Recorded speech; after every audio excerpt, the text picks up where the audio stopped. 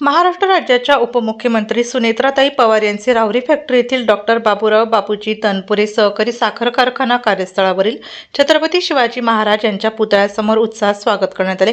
प्रवरानगर येथे विठ्ठलराव विखे पाटील यांच्या जयंतीनिमित्त आयोजित पुरस्कार वितरण कार्यक्रमास उपस्थित राहिल्यानंतर बारामतीकडे जात असताना सुनेत्राताई पवार यांचा राहुरी फॅक्टरी येथे पदाधिकारी व कार्यकर्त्यांकडून सत्कार करण्यात आला।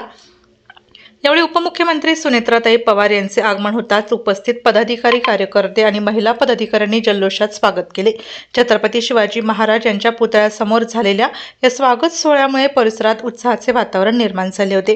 या स्वागत कार्यक्रमास आमदार संग्राम जगताप, साई आदर्श मल्टीस्टेटचे चेअरमन शिवाजीराव कपाळे, साई आदर्शचे वेदांत कपाळे, शांती चौक मित्रमंडळाचे अध्यक्ष दीपक त्रिभुवन, राष्ट्रवादी काँग्रेसचे जिल्हा अध्यक्ष अशोक सावंत, युवा नेते किरण कडू, अमृत धुमाळ, सुखदेव मुसमाडे, यमनाथ आघाव, आप्पासाहेब ठूस, पंढरीनाथ पवार, कारभारी खुळे, अनिल चव्हाण, रंगनाथ घाडगे, सोमा आहेर आदींसह पदाधिकारी व कार्यकर्ते उपस्थित होते।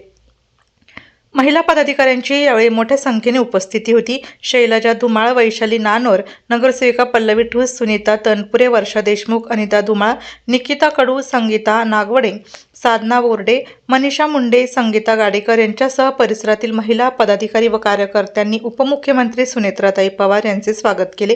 दरम्यान राहुरी फॅक्टरी परिसरात पोलिसांचा कडेकोट बंदोबस्त ठेवण्यात आला होता।